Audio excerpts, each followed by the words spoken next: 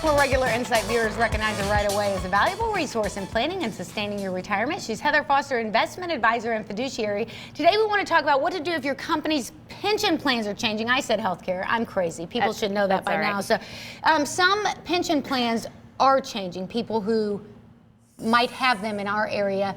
GE. So about a month ago or so, actually, I came on and I talked about if you had a GE or if you worked for GE, you know, you might be getting paperwork in the mail the day that they announced it. That deadline is fast approaching. Okay, the people, if you worked for GE and you were entitled to a pension but have not yet turned it on, you should have got a letter that says, hey, you have some options here. It's a one-time option, so people who are looking at these letters going, oh, I'll deal with it later.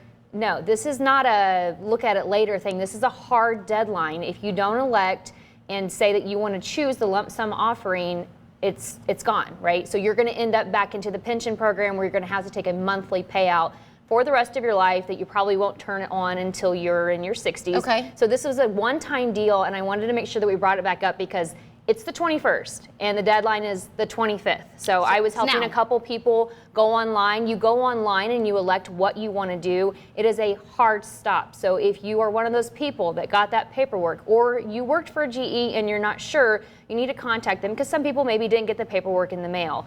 But you want to make sure that you go in there and elect the option, or the option will be elected for you. And I assure you, by doing the math on everyone that I've come across, the best thing for most people is the lump sum. On occasion it's not, but for most people it seems like the lump sum is the better offering, and if you don't elect it now, you're going to lose the opportunity. What are the things we should consider? What are the things people need to consider? So most people, when we're talking about pensions and whether they should take the lump sum or the lifetime payment, what you want to do is you want to look at it from a numbers perspective, which take the amount that they're willing to give you per month times 12, divide it back into the lump sum payment. It's going to give you what the payout percentage is. So that's one thing. And usually I tell people if it's under a certain amount, then we want to look at the lump sum offering. You also have to understand that, like I had a client come in, this not married. If she passes away, there's nothing to this pension now. It's worthless because it's not covering anyone's life but her own. So again, the lump sum offering is giving her availability to the money. She can remove the money from the pension, get it professionally managed so she can begin to grow it. And it's an actual cash value. It's money that she can utilize, right now, spend, and even if she passed away, the money's still hers. So you have to look at those things, and that's why this hard stop is really important. The universities of Indiana, as well as private universities in Indiana, also have seen some big changes. Not so much on the pension side, though. They just got offered or being told that there are changes in the system. TIAA CREF, who was the custodian, they're changing custodians. The state universities are changing over to Fidelity. So if you've gotten one of those letters and you are work for the universities, you need to know your options there too. So we've had a lot of changes. One being GE, that affects our local viewers, and then two, the people who work for either the state universities, they're being forced over to a new custodian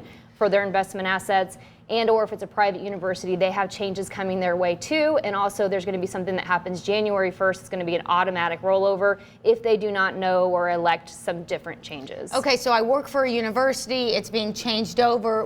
What do I need to do? You need to come and sit down and talk with somebody, because you're going into new investment options. So the default for these plans, that if you don't elect something, is that they'll just elect you to move over to funds that are age-based. And that may or may not be what's in your best interest, because, you know, somebody who's doing it by age-based, but maybe they have plenty of money other places, maybe they want to stay more aggressive.